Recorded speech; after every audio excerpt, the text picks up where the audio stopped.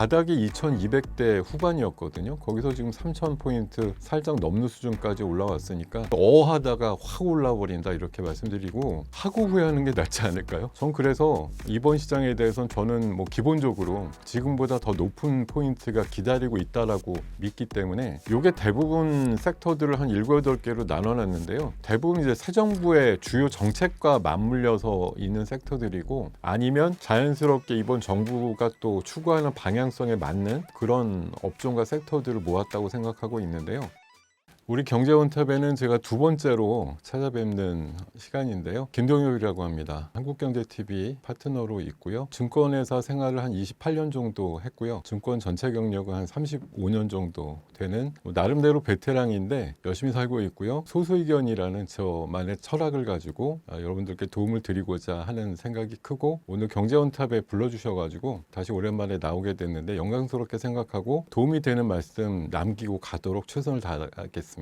감사합니다. 이재명 정부 출범 첫날인 지난 4일 코스피는 연고점을 돌파하면서 강세를 보이고 있는데요. 이렇게 증시가 강세를 보이고 있는 이유는 무엇이라 할 수 있을까요? 6월 3일에 대선 지나고 나서 4일부터 뭐 6월 지금 중하순까지 시장이 드디어 3,000포인트를 넘는 수준까지 올라왔거든요. 이렇게 된 배경은 결국은 이재명 정부의 새 정부의 정책에 대한 기대감이 가장 컸다라고 생각합니다. 그전 정부에서 좀 미적거렸던 그런 이슈들 지금 화면으로 잠깐 좀 이해를 돕고자 하는데 증시 부양책들이 굉장히 많이 준비가 되어 있었고 이런 것들을 속전속결로 처리할 거야 이런 생각들을 하게 되니까 사실 이게 개인 투자가라든가 뭐 기관들에 대한 관점보다는 최근 이제 4월 말 5월 들어서 가지고 순매수를 먼저 집중적으로 하는 쪽은 외국인이거든요. 외국인이 한마디로 저는 돈 냄새를 맡았다고 생각이 들고 작년도 기억하시겠지만 우리나라만 안 갔거든요. 그만큼 많이 내려와 있는 상태에서 상대적인 저평가 상태에서 지수를 끌어올릴 수 있는 여러 가지 방법들 같은 것들이 제시가 되고 또 다른 나라들 뭐 특히나 미국의 통화가 좀 약세로 가는 환경에서 우리나라 원화가 계엄 정국 때 굉장히 약해졌다가 강세로 전환될 수 있기 때문에 원화 차익에 대한 어떤 기대값까지 나오면서 외국인들의 순매수의 속도가 붙었고 정부 정책에 대한 기대감이 속도전 있게 펼쳐질 거라는 기대감이 한껏 시장에 들어오면서 강한 상승 랠리가 나오고 있다고 생각합니다. 그래서 대한민국은 부동산 불패를 신화가 이어졌고 또 부동산 자산 비율이 한 80% 정도 된다고 하는데요. 이재명 대통령은 부동산 투자 비중을 줄이고 또 금융 투자로 전환하는 정책을 하겠다고 했는데 앞으로 우리나라 주식시장은 어떻게 바뀔 것으로 보시고 미국처럼 우상향하는 증시가 될 수 있을까요? 사실 뭐 미국의 자산 형성 과정은 우리와는 좀 다르고요. 방금 말씀 주신 대로 부동산 쪽 중심의 정책을 수십 년 동안 해왔던 정부고 이번에 사실 새 정부가 들어오고 나서 희한한 현상은 증시도 많이 오르지만 부동산도 많이 오르거든요. 그래서 뭐 부동산에 있는 돈들이 그쪽에 어떤 자산 형성의 속도라든가 이런 것들 감안해 보면 증시 쪽으로 쉽게 넘어올 것 같지는 않습니다만 어쨌든 수십 년 동안 우리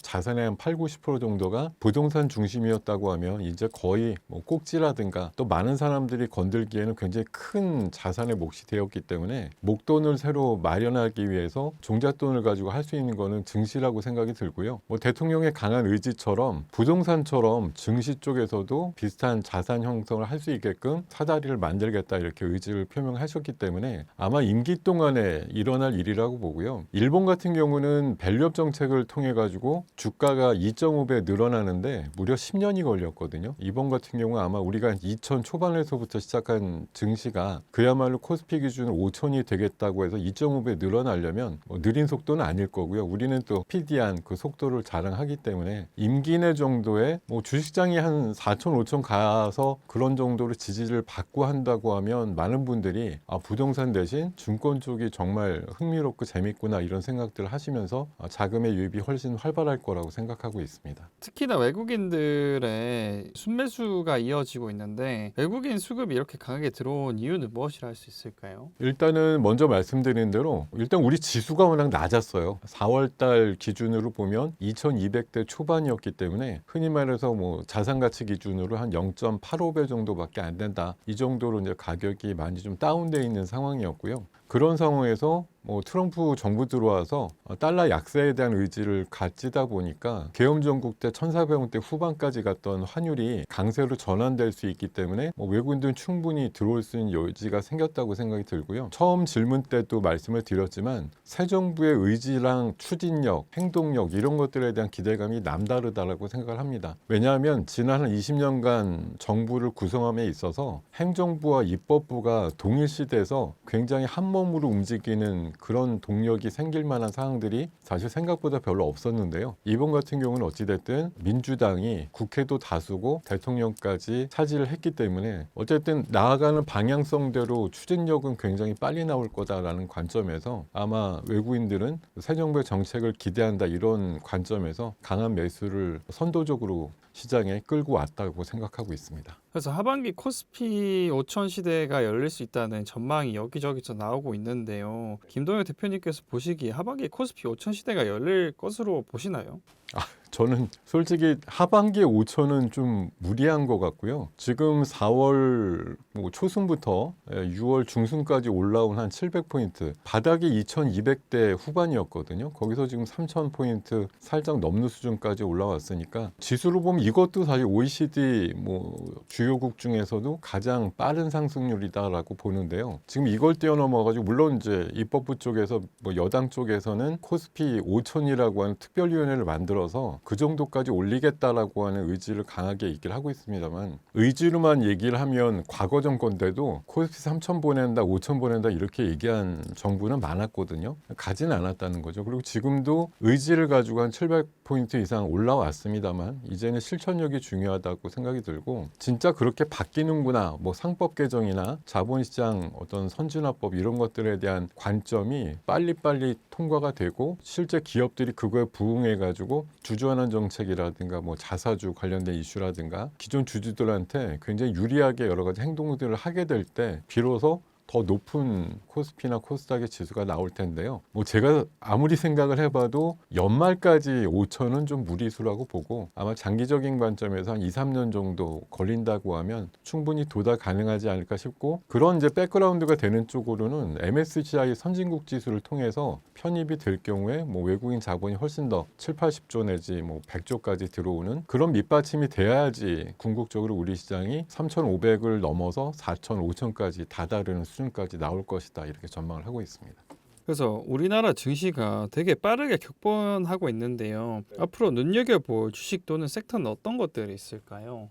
참고 자료를 좀 보시면서 말씀을 드리고 싶은데 지금 한 2000 초반대부터 3000까지 만드는 섹터들이 있었어요. 흔히 말해서 조방원이라고 하죠. 조선과 방산, 원전이 중심이 됐고 거기에다 이제 작년부터 정책적으로 밀었던 밸류업에 의거해서 지주회사군이라든가 뭐 증권주, 보험주, 은행주를 위주로 하는 금융주들 이런 것들이 좀 많은 역할을 했다고 보는 거고요. 저는 3천을 기점으로 해서 이제 새로운 주도주가 생길 거라고 생각하고 있습니다. 그래서 신정부, 새 정부의 정책 중에서 가장 지금 투자 규모도 크고 관심사도 큰 것이 바로 AI 고속도로라고 저는 생각하고 있거든요. 그러니까 AI 속에서 또 우리나라 자체 뭐 소버린 AI 모두의 AI라는 그런 통칭으로 해서 불리고 있는 AI와 관련된 여러 가지 섹터들, 뭐 데이터 센터라든가 뭐 포함해서 많은 이슈들이 새로운 3천 시대 이상을 이끌 거라고 보고요. 또 한 가지 이제 3분기부터 예정되어 있는 중국 단체 관광객의 무비자 이슈를 통해서 10월, 11월까지 연결되어 있는 에이펙 경주 회담까지 이어지는 흐름에서 한중 관계 개선을 통해서 한한령 해제라든가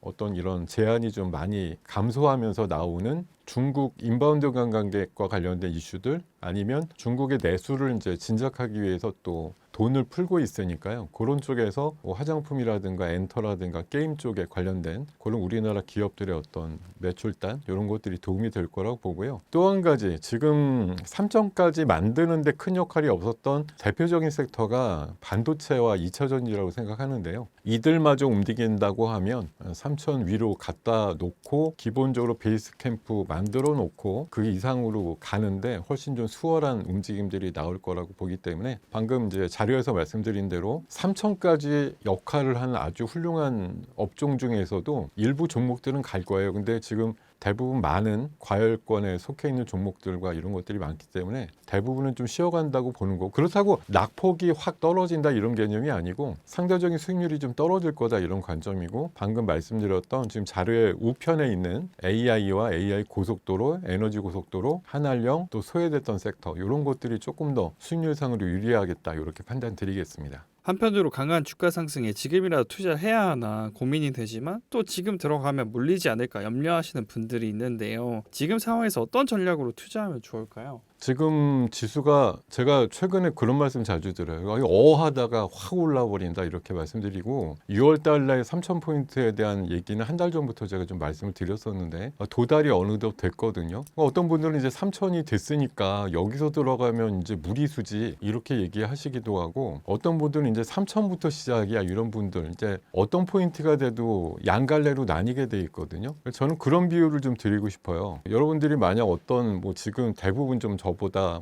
많거나 장년층에 속하시는 분들 입장에서는 좀 상상 속의 느낌인데, 젊은 나이라고 생각하고 결혼을 할 상대자가 있어요. 결혼을 할까 말까 이렇게 고민한다고 보죠. 근데 누구한테도 물어보면 저는 답은 그럴 것 같아요. 결혼은 해도 후회 안 해도 후회 이렇게 얘기할 것 같은데, 그러면 하고 후회하는 게 낫지 않을까요? 어차피 후회한다고 보면 안 하고 후회하는 것보다는. 전 그래서 이번 시장에 대해서는 저는 기본적으로 지금보다 더 높은 포인트가 기다리고 있다라고 믿기 때문에 여전히 앞으로 우리 시장에 대해서 고의견을 드리고 있는데, 동의하시지 못하면, 아니면 시장이 최근에 많이 올라왔고 또 하반기에 경제 침체에 대한 리스크라든가 또 관세 이슈, 또 중동 사태가 어떤 식으로 펼쳐질지도 모른다 이런 불안감들이 뇌리에 스치고 가슴 한켠에 쌓이면 그 분량만큼만 덜어내시면 된다고 봐요. 걱정하시면서 100% 다 채워서 가실 필요는 없을 것 같고, 만약 여러분들이 이런 불안감 속에서도 항상 시세라고 하는 건 불안의 장벽을 타고 올라간다고 하거든요. 모든 사람들을 안심시켜 놓고 올라가는 경우는 없다고 봅니다. 그래서 지금 시장에 대해서는 어느 정도 믿음과 용기가 필요하고 그걸 실천하시는 게 중요하기 때문에, 저는 걱정을 무진장하시는데 주식을 안 팔고 있는 것도 말도 안 된다고 생각하고요. 걱정이 없으시다고 하면 질르셔라 이렇게 좀 말씀을 드리고 싶습니다. 지금 포인트가 이제 우리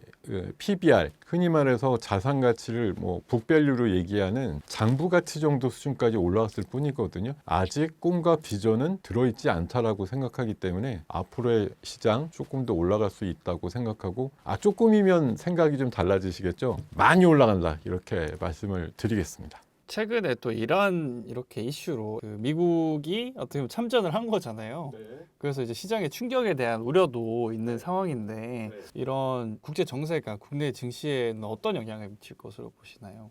지난주부터 우리 시장에 갑작스러운 이제 이스라엘 공격, 또 트럼프가 말 바꾸기 아주 천재라는 걸 이번에 또 한 번 느끼는데, 2주 정도 기다려볼게 이러다 갑자기 3일 만에 가서 폭격하고 와가지고 폭격을 한 다음에 다시 평화협상을 하자고 얘기합니다. 이란 입장에선 되게 황당하기도 할 것 같은데, 어쨌든 제가 보기에는 제가 좀 비유를 좀 들기에 적당치 않을 수도 있지만, 사실 저는 모든 현상을 증시 공학적으로만 좀 해석하고 싶어요. 이게 정치적으로 옳은 판단이었느냐, 말을 저렇게 바꾸는 게 말이 되느냐, 이런 평가는 나중에 역사에 좀 맡길 일이라고 보고요. 증권시장이 제대로 갈 거냐 말 거냐라는 관점으로 보면 솔직히 이란 문제 빨리 무 자르듯이 확 잘라버리고 결론을 내는 게 더 맞다고 봅니다. 그래서 저는 트럼프의 어떤 취향이 오랫동안 인내하는 거 좀 어렵다고 봤고요. 웬일로 2주나 기다리겠다고 했는지 모르겠지만 바로 또 행동으로 옮겨서 이란을 거의 묵사발을 냈다고 생각을 하고 있는데, 이란이 좀 제한적이지만 호르무즈 해협에 대한 봉쇄 얘기나 이런 것들로 반발을 하고 있습니다만 실행력도 부족하고 할 능력도 저는 떨어진다고 보기 때문에, 그리고 그 트럼프 그 밑에 있는 부통령이 얘기한 대로 호르무즈 해협의 봉쇄는 자살행위다 이렇게 얘기한 것처럼 미군이 더 크게 개입해서 빨리 끝내버릴 수 있는 명분을 만드는 행동을 이란이 좀 안 했으면 좋겠다는 생각이 들고,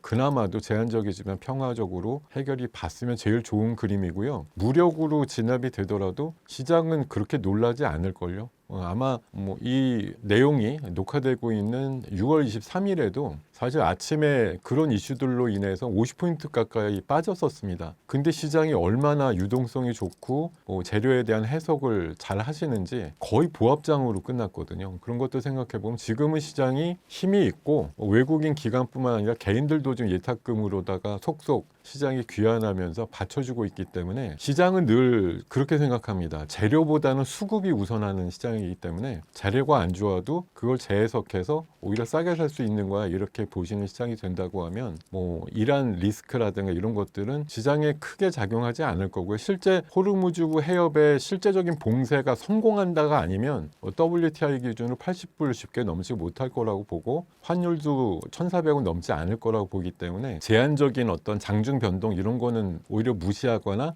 저점 매수 전략으로 임하시는 게 맞다고 생각합니다. 그래서 관심 섹터를 말씀해 주셨는데 어떤 기업들을 보면 좋을지 한번 짚어주실 수 있으실까요?